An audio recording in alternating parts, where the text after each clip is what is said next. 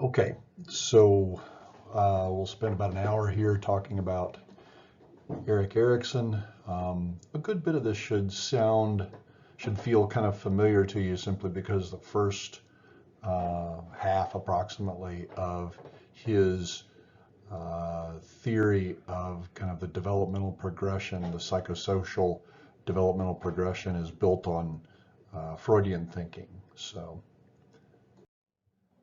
kind of a cool thing about Erikson is he was not a physician, a psychiatrist. He didn't have a graduate degree in anything. I believe I think his degree was in art. Um, and basically, the long and short of it is he was such a remarkable guy that he came to the attention of Anna Freud, Freud's daughter, who also was a psychoanalyst, and she encouraged him to pursue psychoanalytic training because she saw how effective he was, I believe, as an art teacher with children. Um, so uh, he responded to the encouragement and ended up pursuing some psychoanalytic education and ended up becoming a psychoanalyst. But again, without college level, university level training in psychology or medicine or anything like that. So really remarkable guy. Um, Surprise, surprise, discovered by Anna Freud's daughter. His training was Freudian. He would have regarded himself as a Freudian and saw the thinking that he was doing as simply expanding in logical directions the Freudian theory. Um, Temperamentally, though, he was quite different from Freud in terms of being a happier person, more optimistic. He had a generally positive outlook about people. Um, he was well. I don't get the impression that he disputed the Freudian kind of deterministic causal model in terms of understanding the psyche. His natural inclination was more teleological. It was more kind of future focused. Uh, he There's a reason I'm presenting him alongside Maslow, and that is that they both had a similar view of what makes people tick, what pulls development along.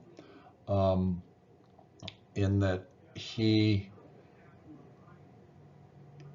there was room in his thinking for the idea that people are motivated not only by managing their instincts and being kind of pushed along by their drives, but also by a desire for self-improvement, pursuit of one's potential, being of use in the world, etc.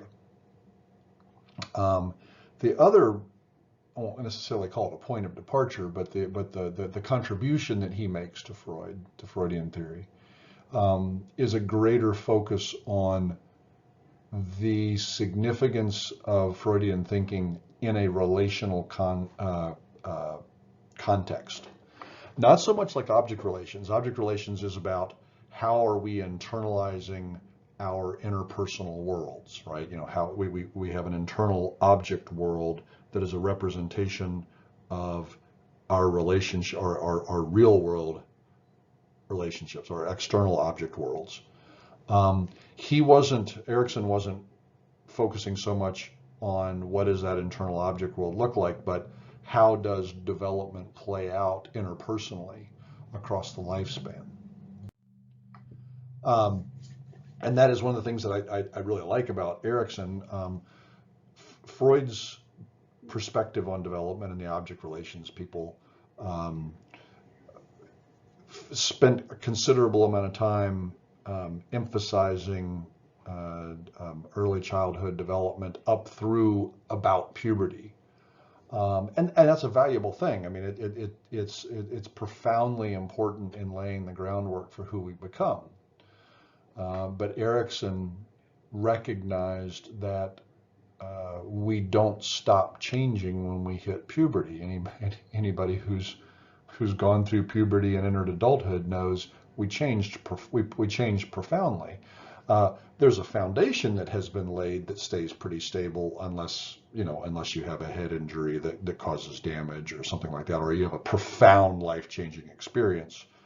But otherwise, the foundation remains laid in childhood remains fairly stable. Our temperament remains generally fairly stable.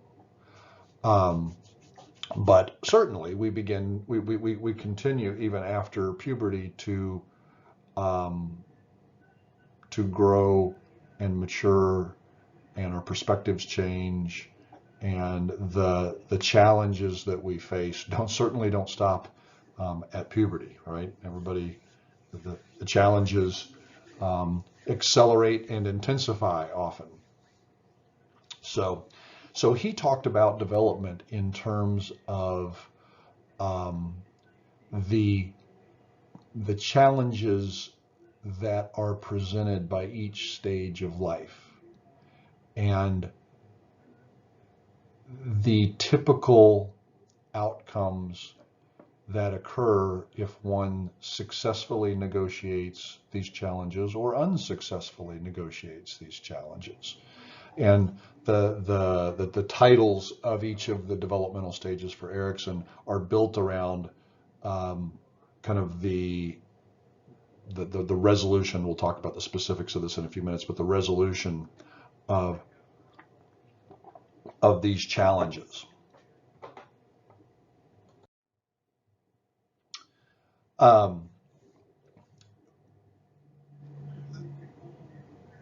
We talk about the resolution or lack of resolution in terms of what Erikson characterized as the syntonic and dystonic elements of each of the developmental challenges, each of the challenges from the various stages in life. So oftentimes when the Eriksonian perspective is presented, it's presented in terms of you have a good outcome and you have a bad outcome of each of these developmental challenges, each of these developmental stages. And I suppose in a very basic way there's some truth to that, but that's not really what Erikson was getting at. What he was asserting, say with the first stage of development, we're going to talk about this in just a second, trust, what he called trust and mistrust, infancy. Essentially, what the trust is what he would call the syntonic element, and mistrust is the dystonic element. And it wasn't that you want to get through this stage and conclude the stage entirely invested in the syntonic element of trust. In fact, it's not the opposite of that. It's a balance. Anybody who say in terms of trust and mistrust, if you are excessively trusting of the world, if your perspective of the world is that it's an inherently trustworthy place in which you will never be mistreated, that's potentially as damaging as kind of a generally paranoid mistrust of the world as your default operating procedure, right? So what Erikson was getting at is, as you progress through these developmental challenges, you have to strike a balance between these elements. In the case of the oral stage development, infancy development, that you got to figure out to what extent is the world trustworthy. There's a degree of trust that's healthy, but there's also a degree of mistrust that's healthy.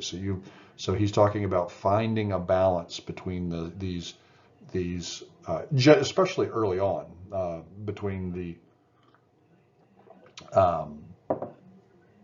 syntonic and dystonic elements.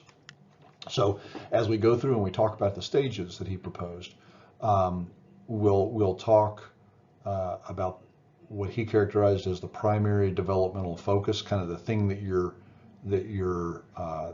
primary thing that you're coping with at that stage in your life. The existential question that has to be addressed. What is the big issue?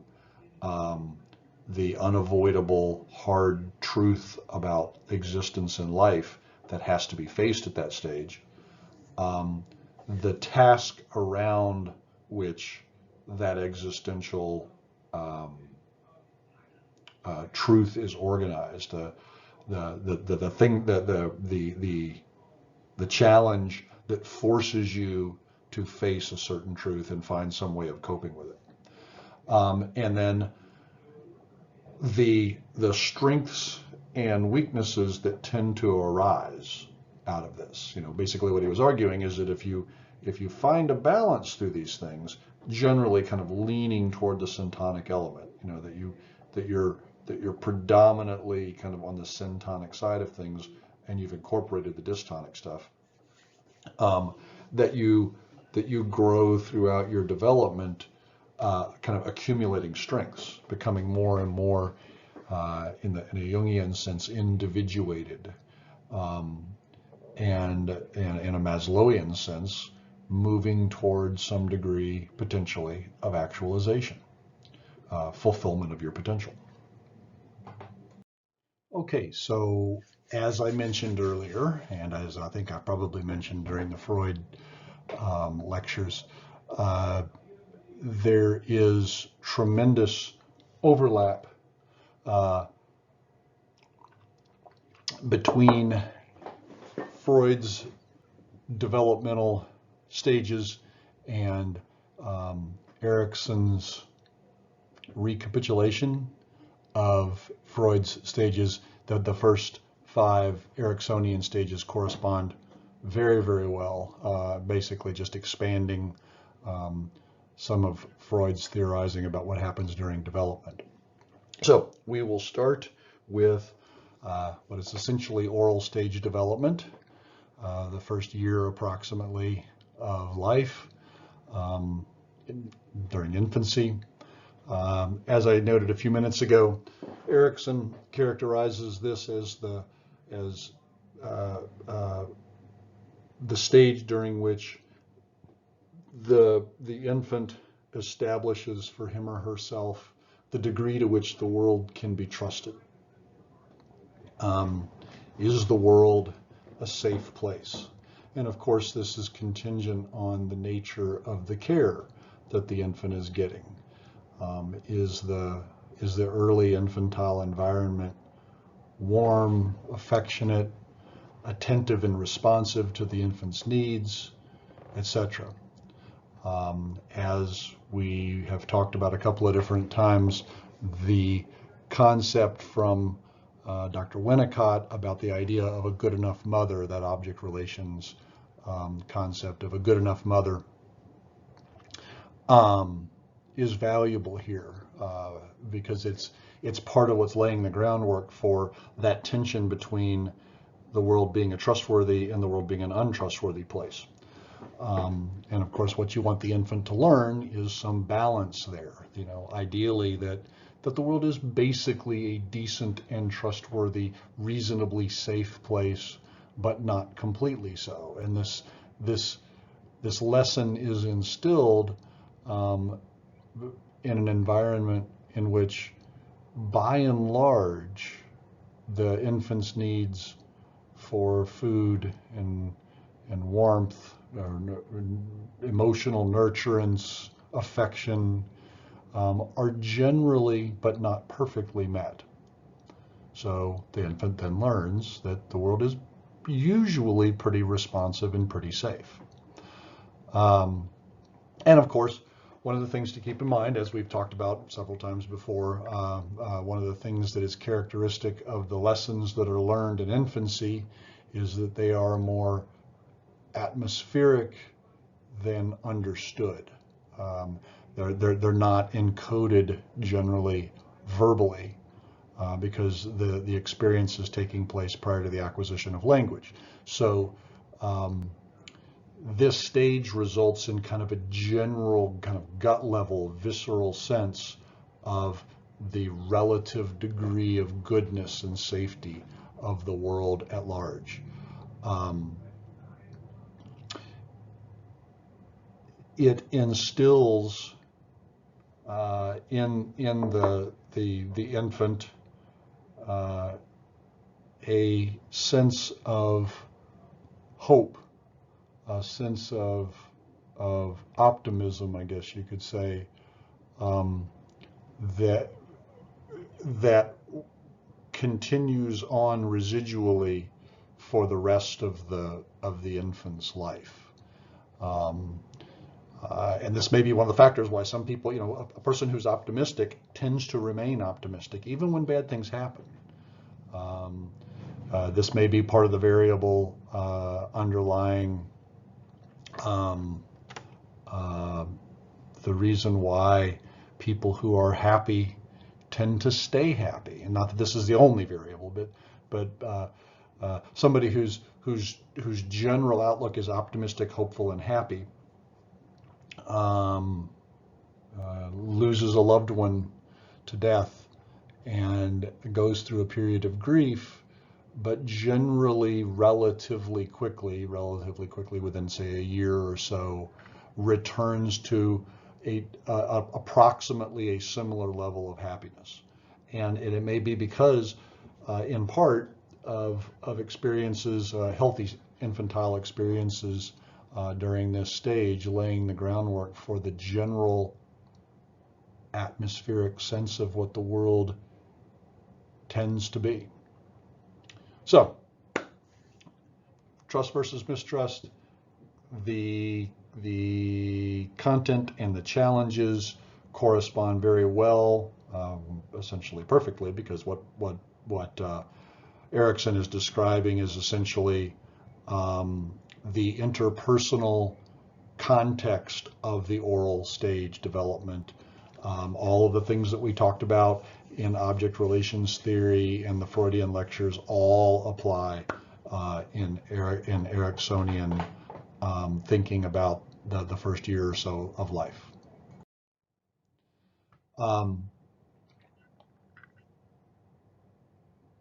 Yeah, I've already spoken to this. I've already addressed this.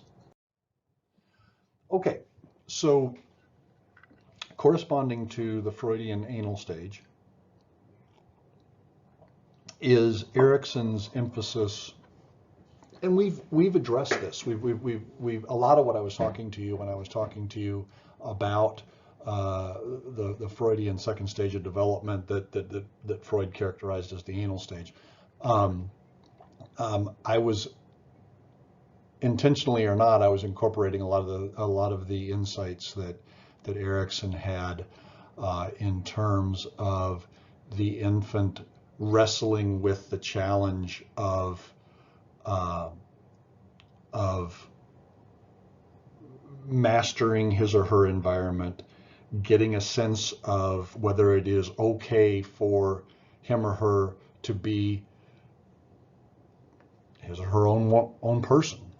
To what degree is it okay for me to be independent of mommy and daddy? To what degree is it okay for me to be me? To what degree will I be permitted to act independently in my little world at this point? Corresponds exactly to anal stage development. So you're looking at about 18 months or so up to about 4 years at the most. Usually it's resolved by 4 years and you've transitioned into other stuff.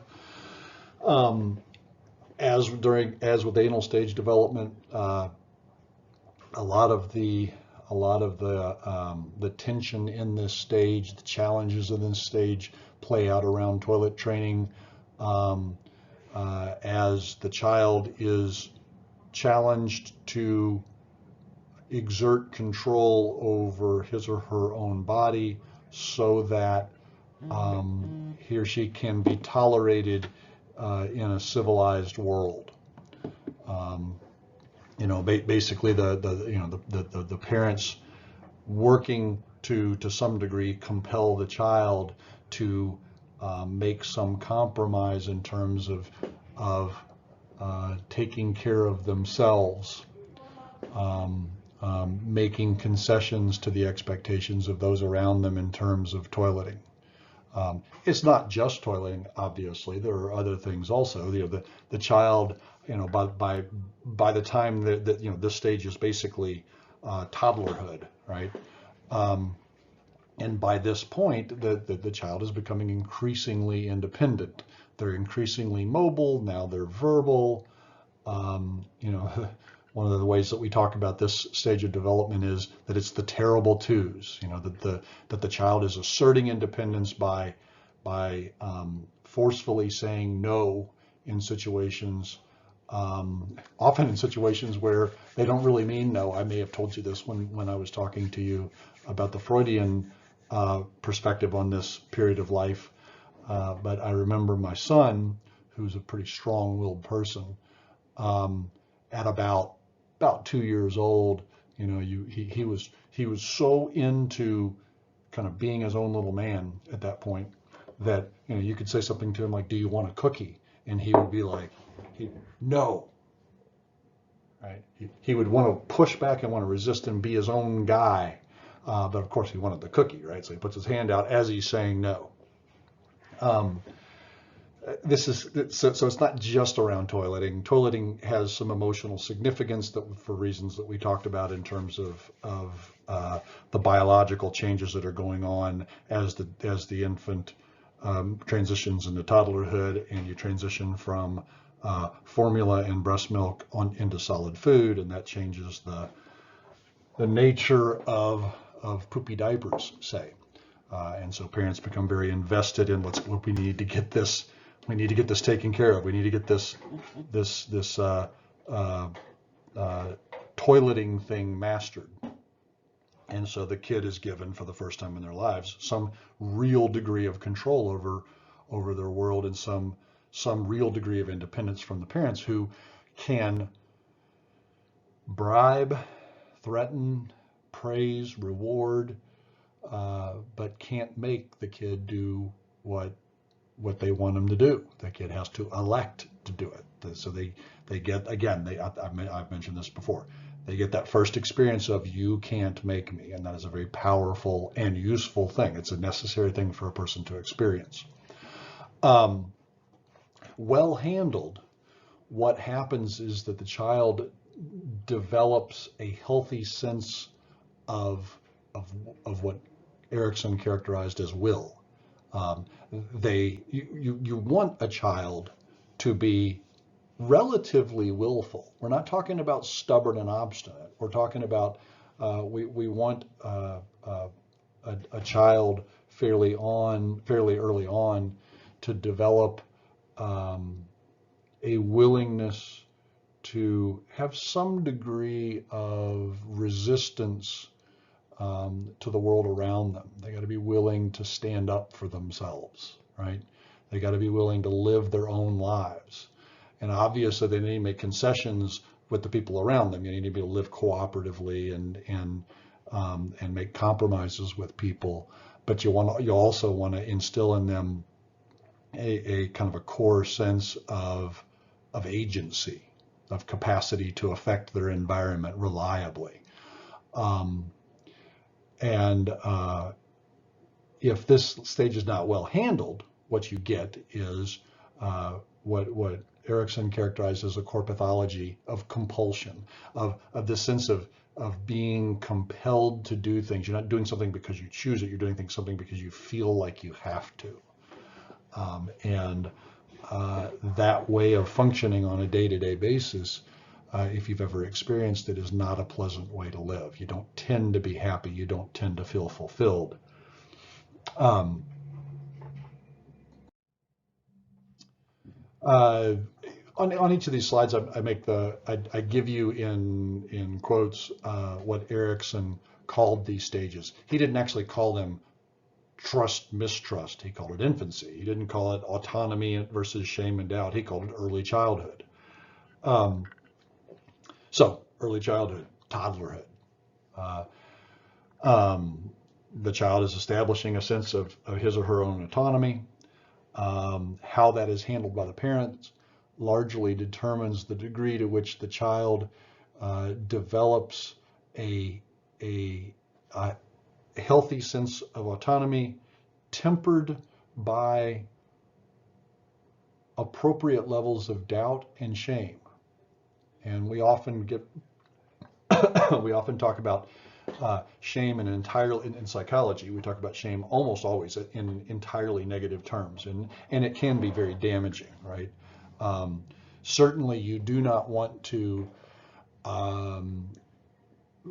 You don't want to facilitate discipline with a young child based primarily on shame, primarily on being seen negatively by the people around them for their behavior. In part because if you do that, one, you're creating a situation that long term will be damaging to their self-concept. They will think unrealistically negatively about themselves. But the other reason why shame is a predominant tool when you're disciplining a child, when you're raising a child, is that the child's conscience conscience isn't really the right word. The child's decisions to behave appropriately or inappropriately, to comply or not comply, to do what they're supposed to do, end up, if shame is one of the primary tools that a parent uses, then what the child is learning is, if I'm not perceived by somebody else, it's okay. If I don't get caught, it's okay, which of course is problematic, because what it does is it externalizes any moral sense, right? And that's a very unhealthy thing. You don't want somebody feeling like, as long as I don't get caught, there's nothing wrong with me doing this. Guilt, which we're going to be talking about in just a second, guilt is actually a healthy thing. Guilt is the sense internally that I'm not okay with what I'm with what I'm doing, or I am okay with what I'm doing. That capacity for guilt. Shame is essentially, I don't have much feeling one way or another internally. I just don't want to get seen negatively, right? So while we don't want that to be the primary guiding factor in a child's moral behavior or ethical behavior, there is every person should have some healthy sense of shame. There should be certain things that we are cognizant that we don't want to be perceived. I don't want to be seen this way.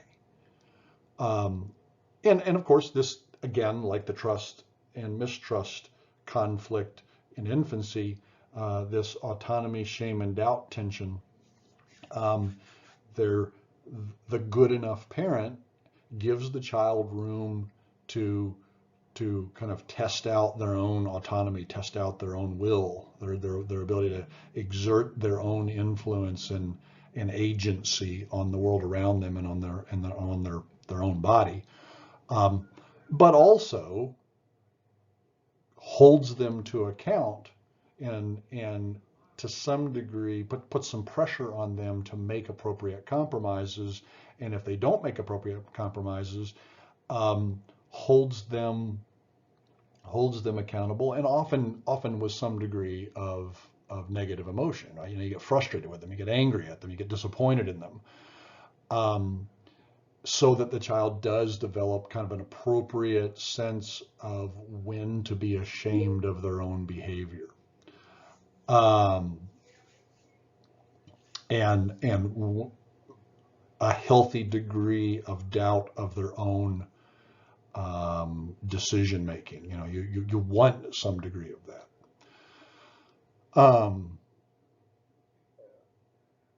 As I started to mention before, we often talk about the stage as the terrible twos, and it is because I did start to say this to you, and it's because the child is kind of reflexively pushing back as they test the boundaries of how independent am I and can I be in terms of it being okay with my parents. If all goes well, the kid comes out of this stage feeling pretty comfortable with his capacity to operate effectively in his little world of the family at this point. Feeling pretty capable, feeling fairly reasonably proud of himself, and only infrequently and appropriately ashamed. You know, so when you do something really terrible and it's perceived negatively by others, you feel bad about that.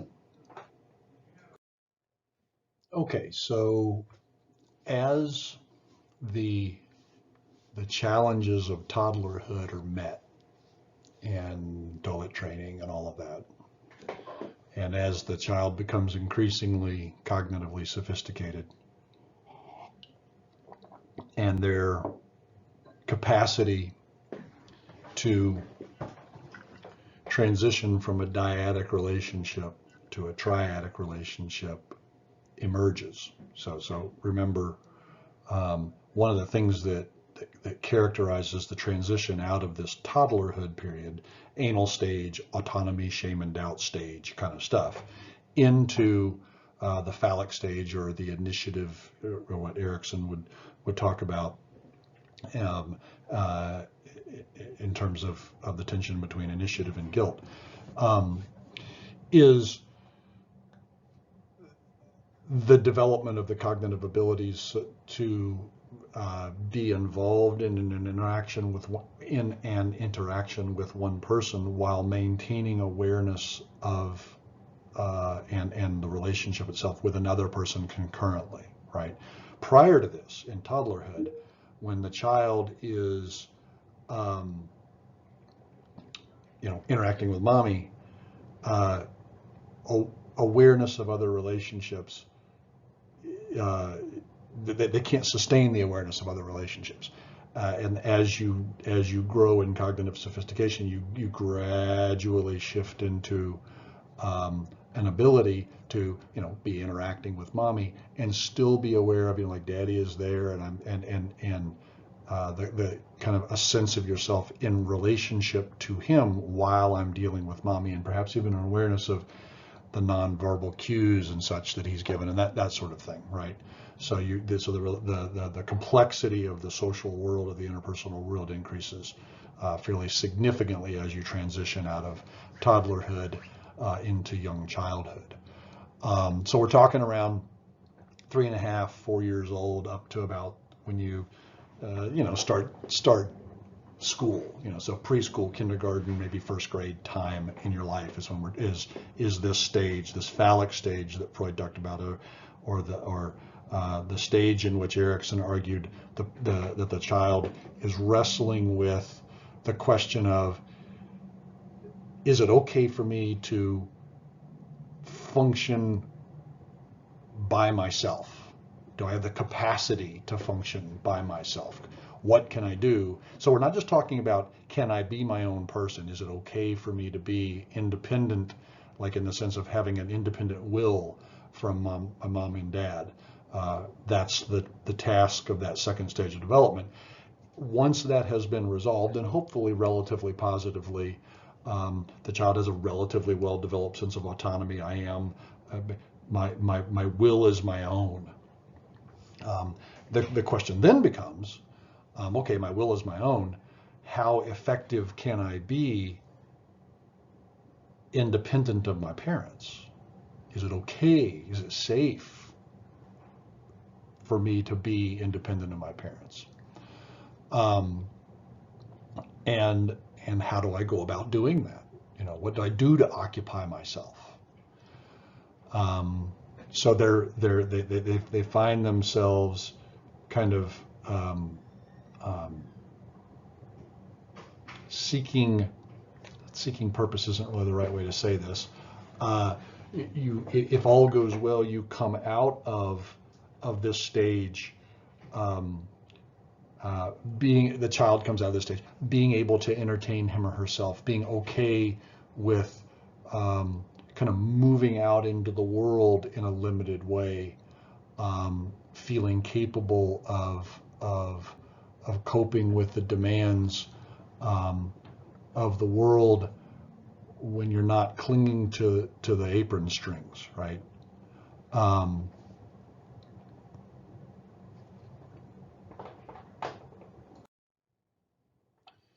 He talked about this as, Erikson talked about this as the play age. And basically the point he was making is when this stage is well managed, and that the child begins to develop a sense of it being okay with my parents for me to be independent of them, in the sense of beginning to have a little bit of a life apart from just connected to them. What you see is the emergence of the child being able to play independently. And the concern that you have in this stage is you do sometimes get parents, for a variety of reasons, who quash this movement. Sometimes it's because of their own anxiety. They want to keep the child connected to them, because they are gratified by the connection. Sometimes it's because they're afraid for the child, that the idea of this fragile little being being apart from me, playing in the park and that kind of thing, is frightening for the parents, so they discourage it. And the child, having natural desires to move with some degree of independence, gets the message that this is somehow bad. The other thing that's happening here, which Freud talked extensively about, is that conscience and gender identity begin to be established.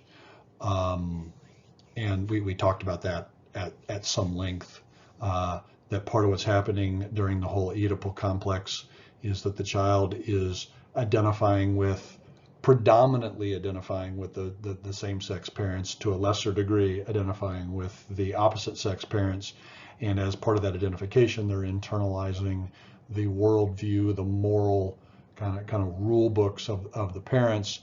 And this introjection of those perspectives lays the groundwork for the conscience. The object relations people said, nope, that begins much earlier, and that they're actually probably right. The groundwork for this has been being laid for a while in the very early introjection, the primitive identification that you see even in the first year of life, but you really get a blossoming of it as the child enthusiastically identifies with, connects with the parent, the same-sex parent, generally with the same-sex parent. And so that's part of the reason why Erikson emphasized the idea of initiative and guilt as the tension, as the syntonic and dystonic elements of this stage. You want the child to have developed a capacity for guilt. As I said just a few minutes ago, guilt is a good thing. If you do something bad, what we want you to feel is guilt, not shame, although, I mean, there are circumstances where shame is appropriate. But by and large, when you've done something wrong, when you've hurt somebody, when you've been dishonest, something like that, we don't want the person's behavior to be constrained by fear of being caught. We want the child's behavior to be constrained by the sense that it will bother me if I do. I'll feel guilty if I do X or if I don't do X. So that's what he's referring to. He's kind of this is kind of a nod to the development of conscience that was understood by Freud and by Erikson as kind of part and parcel of negotiating that Oedipal complex.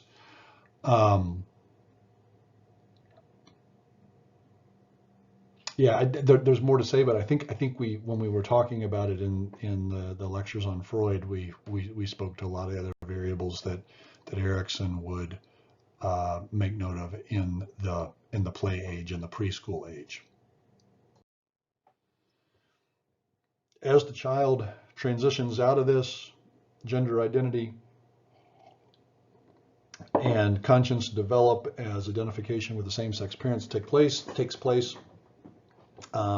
They develop a sense of initiative and relative independence within the constraints of their little world, independence from their parents. And once these things are largely kind of settled and resolved, you begin to get a transition, largely because this is the point at which we see them as generally capable of being in school, right? You know, the toilet training has taken place, and their capacity to function with some degree of independence is intact, and so they start real school, right? You know, preschool and kindergarten, the expectations and the demands placed on the child are a little different. By and large, what happens in preschools and kindergartens is to some degree you're trying to kind of recreate a family atmosphere. There's a lot of affection, and you know, it's not an unusual thing for a kindergartner to arrive in the classroom and the teachers to give them a hug, that kind of thing. You get into first grade, second grade, that stuff goes away, right?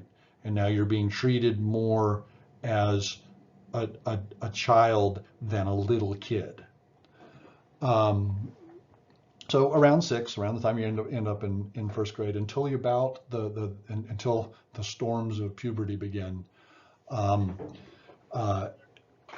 Freud talked about this time as a latency period, as a period where libido appears to kind of go underground. You're not seeing any. There's no clear point of tension around libido. Erikson focused. He wouldn't necessarily have disagreed with that component of it, but he made the point that while it may be latency, there are important things going on during this stage, and he talked about it. The syntonic and dystonic elements in this stage being the tension between industry and inferiority. With the child coming to terms with the question of, can I make it in a world of people and things, but more pointedly, can I succeed in a world where they don't love me, right? Up until this point, the child's world was largely the family and extensions of the family, and that's kind of what I was getting at about kindergarten and preschool is in kindergarten and preschool, there's an effort generally made by the teachers to treat the children very affectionately, kind of mimicking the lovey-doveyness that you typically would get at home. You move into first grade and second grade, and that kind of dissipates. And now the child is being held accountable, right? You know, they're submitting to assessment. You know, are they learning their numbers? Are they learning their letters? Are they learning how to spell? How's their handwriting? They're being graded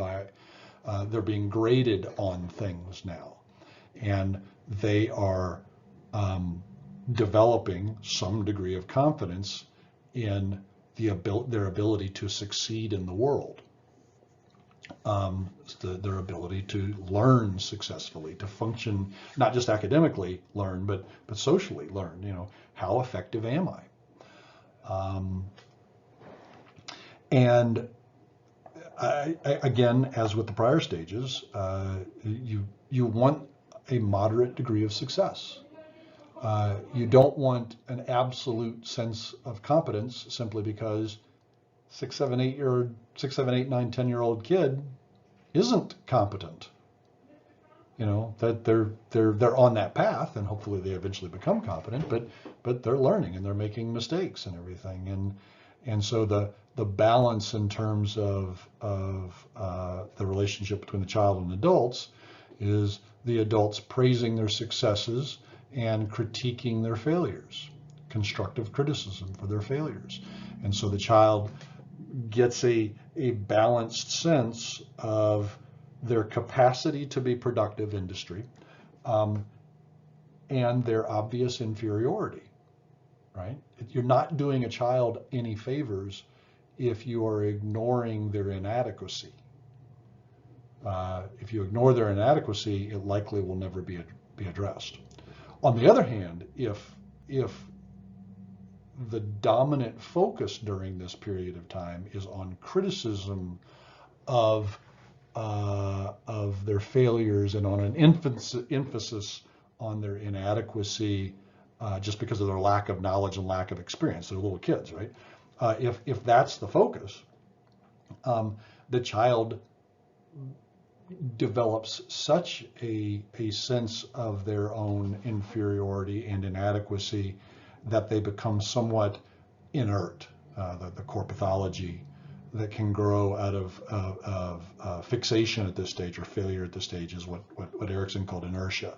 You just don't feel like you can productively do things, and so you just become a lump, right?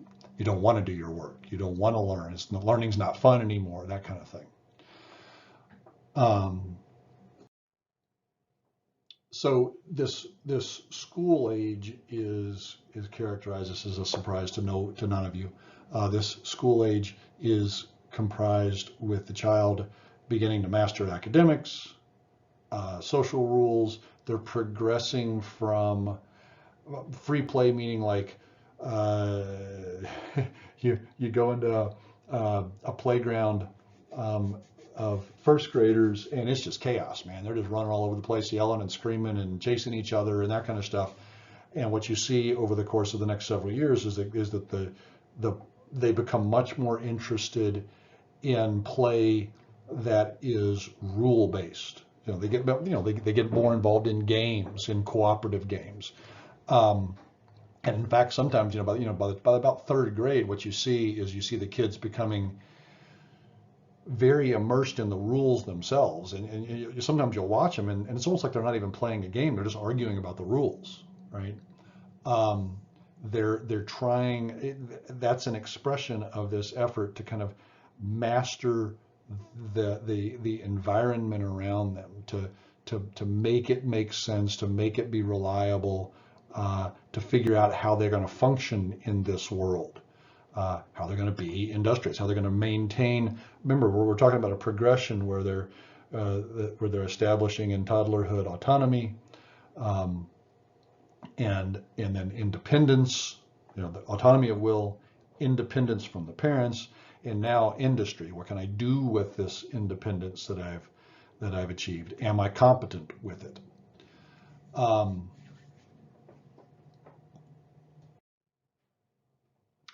And this proceeds gradually expanding the child's independence, the expectations that we have of the child as they transition into 10, 11, 12 years old, and then puberty hits and all hell breaks loose. You get a giant leap in the child's cognitive capacity as their ability to think abstractly develops. You get, as a result of this increased capacity to think abstractly, you get a geometric leap in the subtlety of the social rules and the social expectations. Flirting, for example, when you're in third grade, flirting is the little boy runs over and pushes the girl and runs away laughing, right? If you're still doing that at 13 years old, you're a social outcast, right?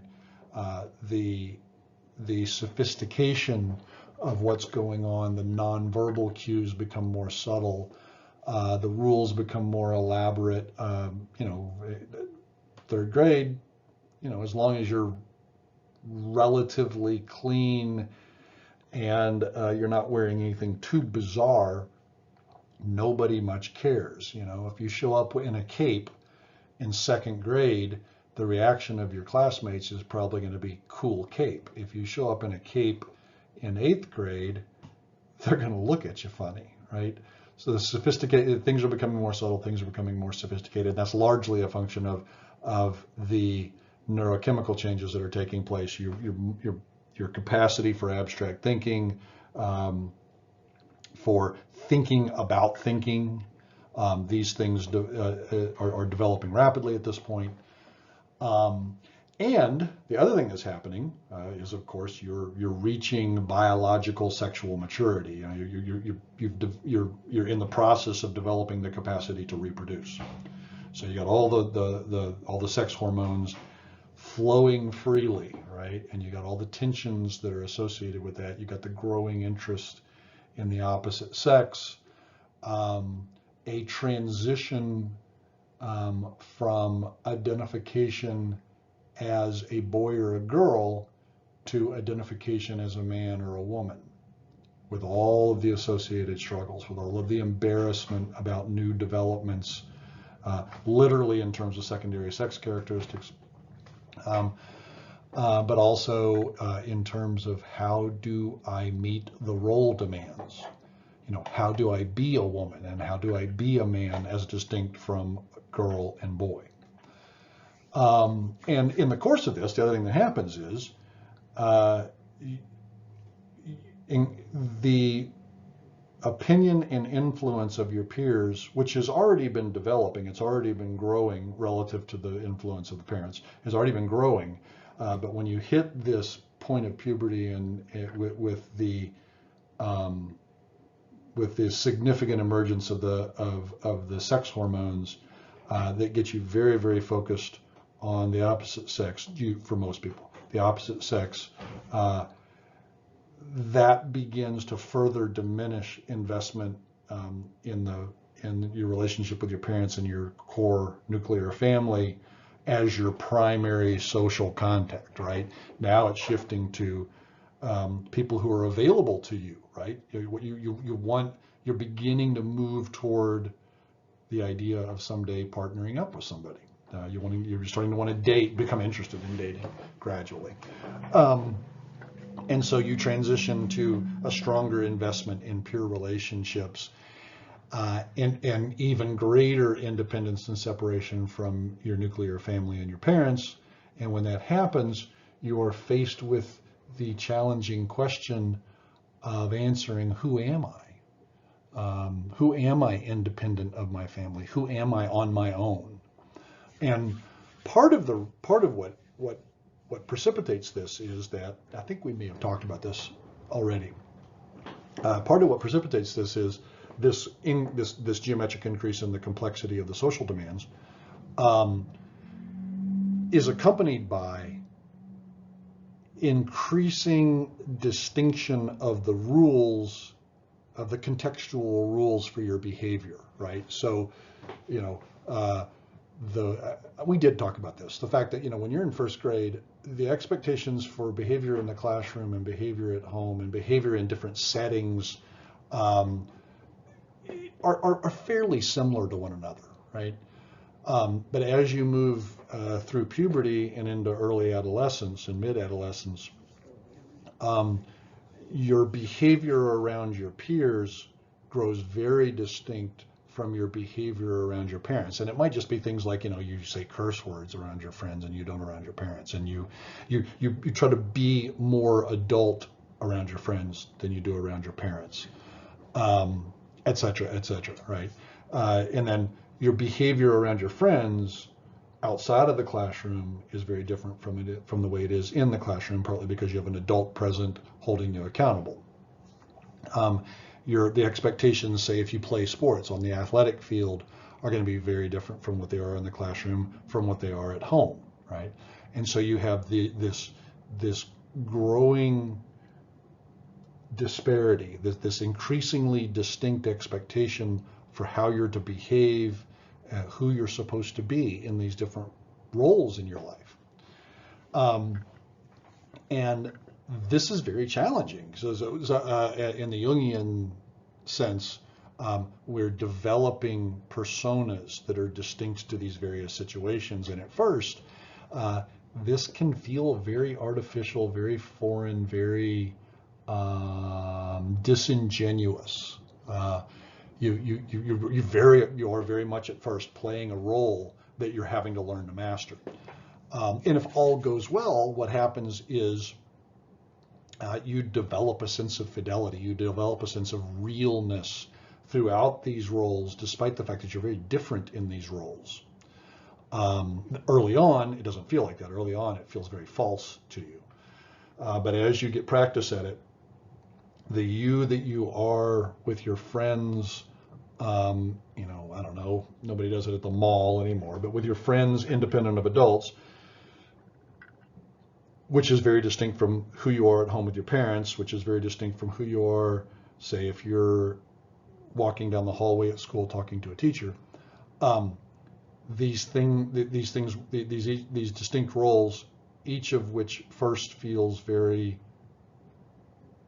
uncomfortable and foreign and false. As you gain practice in it, you begin to become more confident. You begin to kind of develop a sense of who you are in that context. And so it feels more honest and more real. If your efforts in this regard are frustrated, if you're overwhelmed by the demands, if the demands placed on you are remarkably inconsistent, or you don't have adequate support from the adults around you to figure out how to negotiate, and from your friends to figure out how to negotiate these disparate demands, what develops is some degree of role confusion and uncertainty. And so sometimes what will happen in that case is the kid just says screw it, and they behave in contextually inappropriate ways. And again, as with all the other stages, there is some tension with this. You want there should be some tension with this. You want a sense of genuineness and in these various roles, and you want the roles to be relatively distinct, but you also it's a normal and healthy thing to feel some resistance to the requirement that you comply, that you fit in these different situations.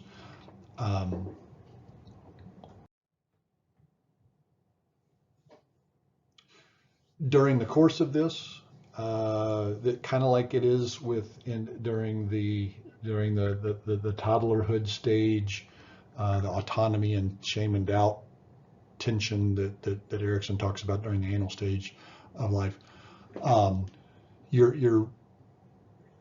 You actually want to see a little bit of rebellion here, and the rebellion is partly the kid figuring out who I'm going to be and who I'm not going to be, and so you get some pushing back against some of the expectations of the parents, against some of the expectations of the teachers, against some of the expectations of their peers. You get this. Some degree of obstinance, some playing out of that autonomy, shame, and doubt stuff over again, because you can see there's a relationship between identity role confusion and autonomy, shame and doubt, right?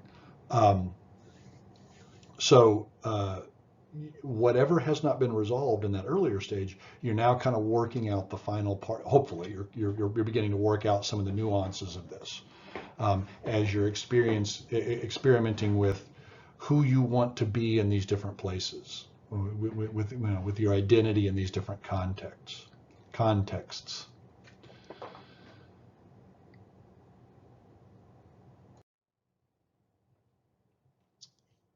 In the course of this, of course, one of the things that's happening is you're solidifying the gender identity that is established during the third stage of development.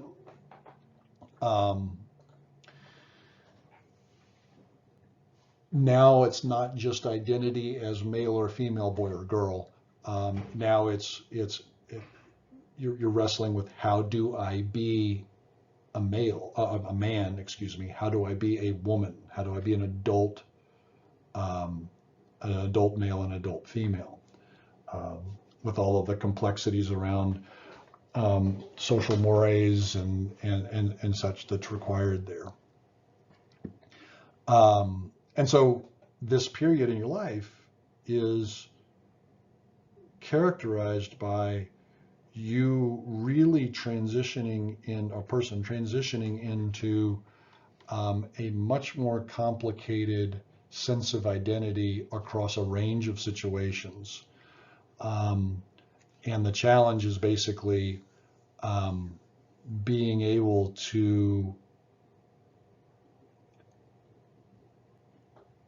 function distinctly, fulfill the requirements of these different contexts, being very different in one situation than you are in another, and retaining your sense of integrity, retaining your sense of I still have a cohesive sense of self across these contexts, despite the fact that I behave very differently and my identity is quite different across these different contexts. Okay, so in young adulthood, we transition away from the Freudian psychosexual framework, psychosexual development framework, and Erikson begins to kind of formulate his developmental theory as an extension of the stuff that Freud laid out rather than just an elaboration of it.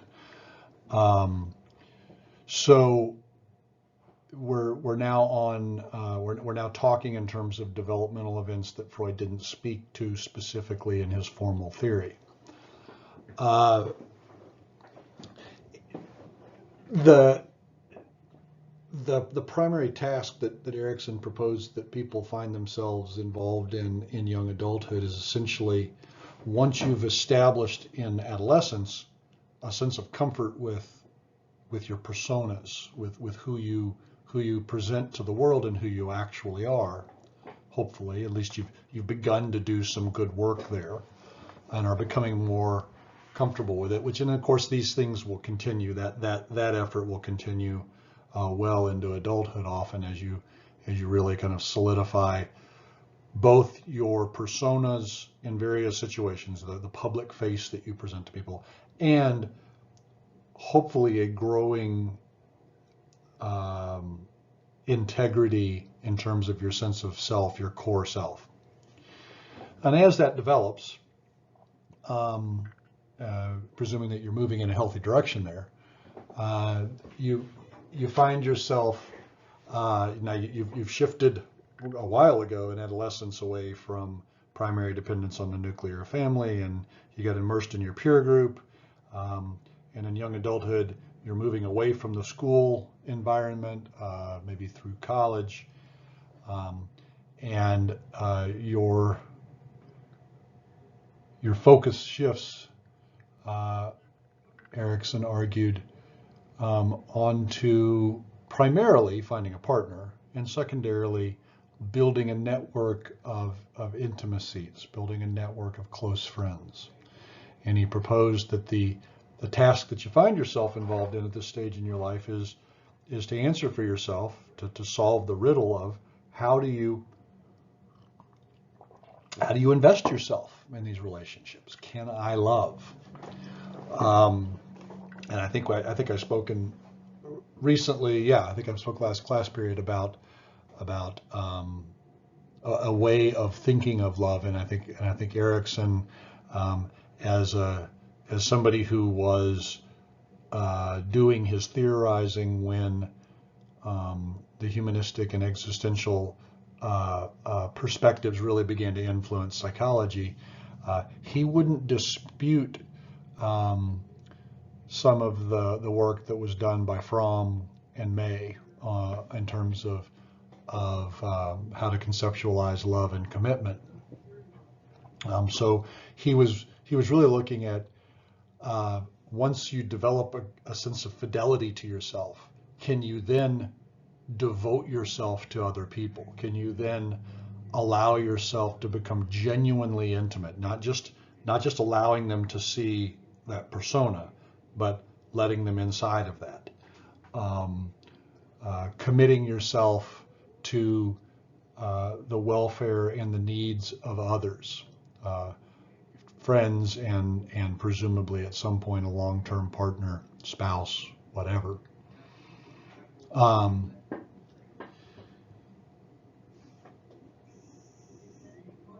The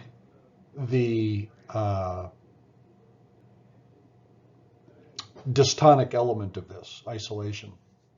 The existentialist would point out that while you do not want to be exclusive of others, while you don't want to be withdrawn and profoundly isolated, one of the things that you're working out is like what we talked about in the last class period of your capacity for intimacy, emotional and physical intimacy with other people, and coming to some tolerance of developing some capacity for being alone, and finding a balance there.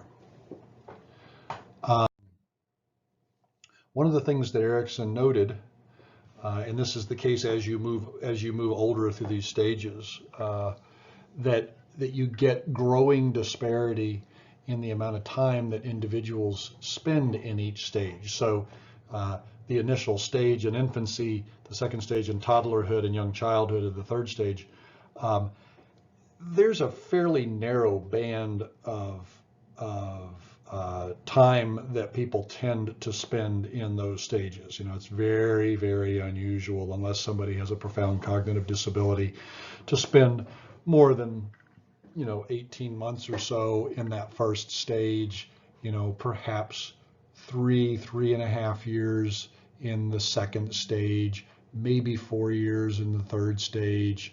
And then of course, as you get older, it may take you what we think of as the period of adolescence, when you're kind of getting a better sense of yourself in terms of your role and your role in the world and your identity. Some people might resolve that relatively quickly over the course of 7 or 8 years. Other people, it may take them a couple of decades really to come to some peace with that.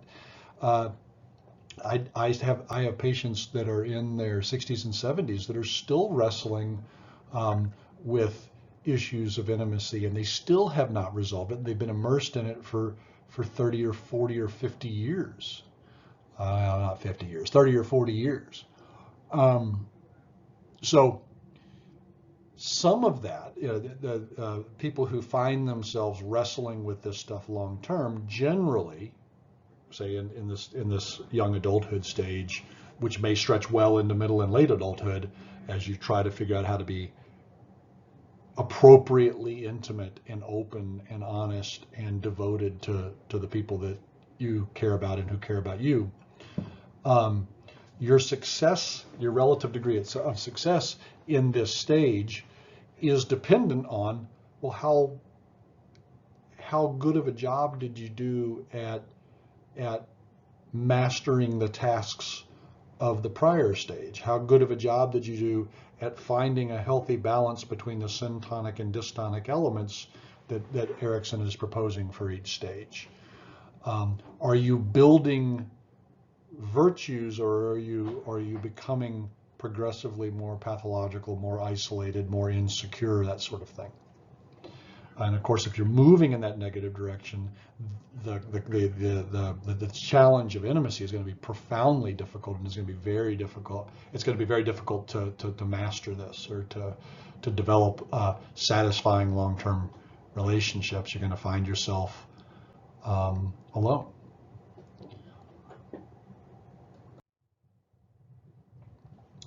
As you move from, I'm using developmental language, young adulthood, but bear in mind that, again,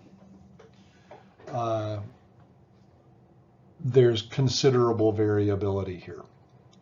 But what Erikson talks about as true adulthood really coalesces around finding things to devote yourself to. And again, you can see the influence of that existential philosophical perspective on Erikson's thinking here. The challenge is finding some meaning and purpose in your day-to-day existence. Can I make my life count for something? So this would be having a family, developing a career, something that you take pride in, something that gives your days meaning, even if it's not necessarily something you enjoy all the time. That when you get done with the end of the day, have you done things that actually mattered? Was the work that you did something that was productive, something that had some impact, hopefully positive impact on the world? And what Erikson was proposing here is that, okay, presuming you've progressed to the other stages in a generally timely manner, and you've gotten through young adulthood, and you've established the ability to have relationships with a fairly significant degree of emotional intimacy, and you can invest yourself deeply in these relationships. The adulthood stage is, okay, now can I balance that investment in a relationship with some degree of long-term devotion and creation of meaning, building a family, having a career, these kinds of things. Can I bring myself to care about the welfare of the people around me? And how successful am I at moving in the direction of having a positive impact on the world around me? Or do I instead become misanthropic? Do I instead begin to kind of withdraw and reject the obligation and the responsibility that I have to be a positive impact on the world around me?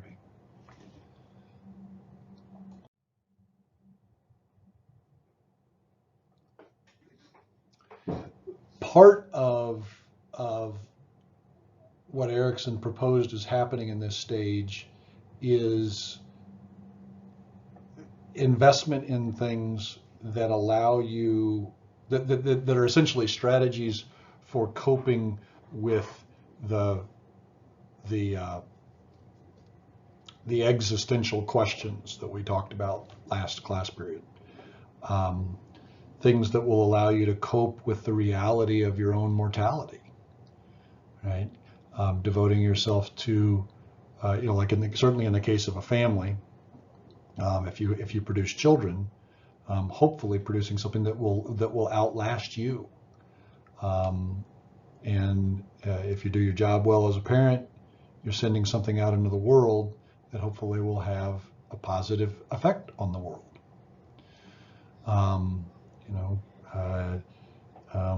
If you, whatever your job is, hopefully you get involved in a career where you have some sense that you're making a lasting impact. A teacher who raises pupils, a doctor who battles illness and seeks to promote health in his or her patients, etc.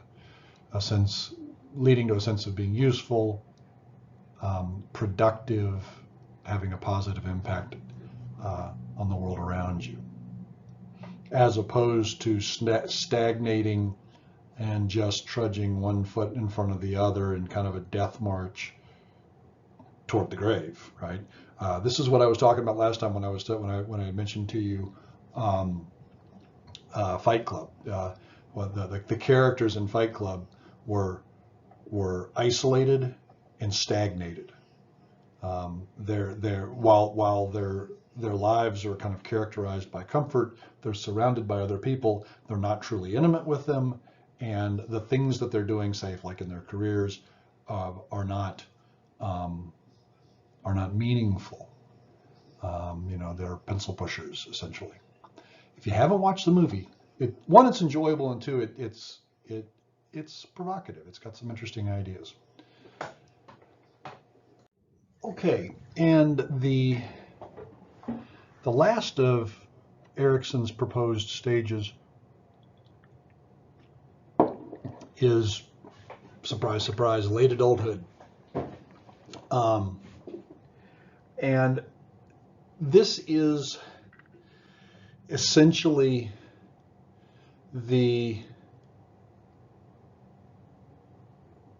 challenge of retrospectively assessing the course of your life and coming to some acceptance of the degree to which you've made use of it, the degree to which you've had a positive impact on the world around you, been involved in truly intimate love relationships, been useful. He proposes the primary question that's at the base of this challenge is, has my life been of value? And of course, you're presented in late adulthood with these questions, with this challenge, when you're faced with the reality of your own mortality. This generally begins as it dawns on you that you probably have at least as little time ahead of you as you do as you do behind you.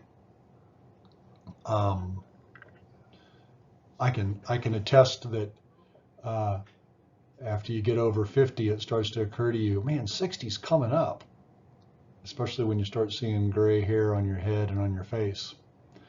And that makes very real, I mean, if you're an introspective person, the reality of your own death, at least cognitively, if not emotionally, is present for you. You know, you're aware, say, at a funeral, that death waits for you also.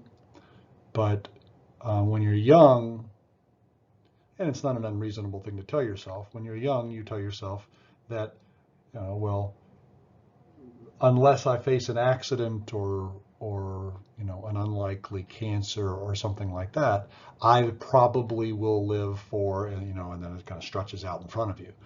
But as you move into late adulthood, it begins to occur to you that, if I live as long as most people, I have 20 years left, 15 years left, 10 years left. And it does begin to focus you.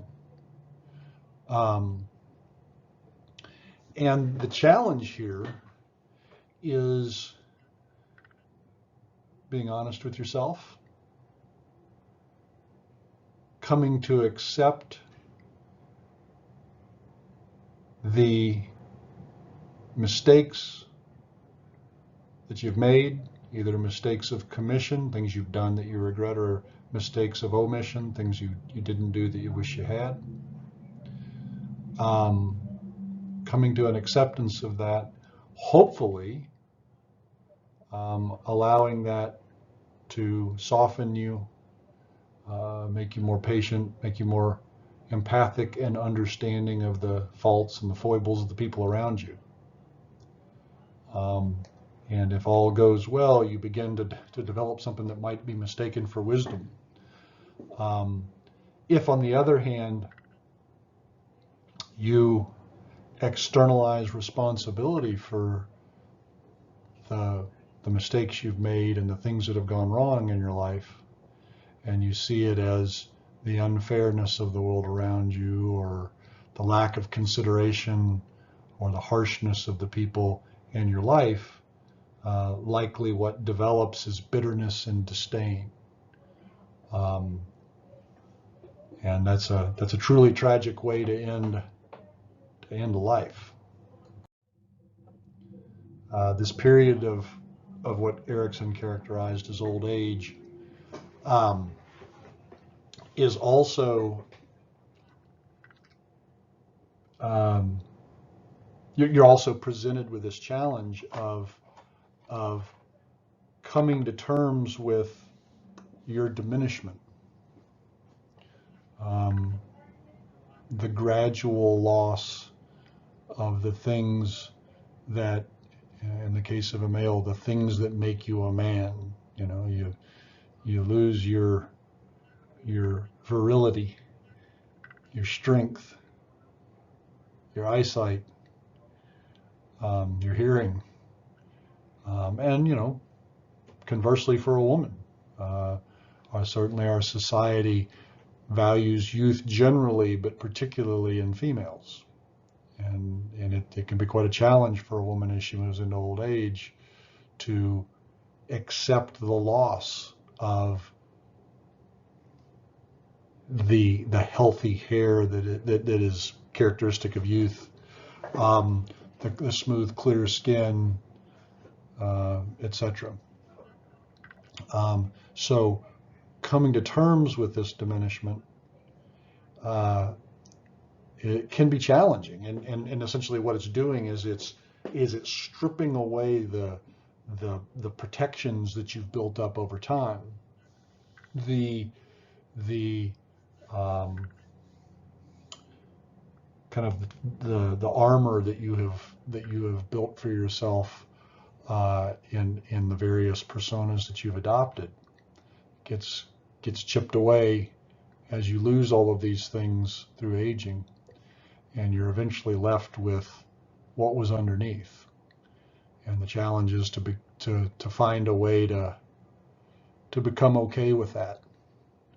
And in some cases, in cases of people who have moved toward actualization, in the sense that Maslow talked about it, this is a graceful and engaging process, and they become increasingly likable and wise and useful. For most people, though, this is a pretty challenging period of time. It's quite a thing to help a person.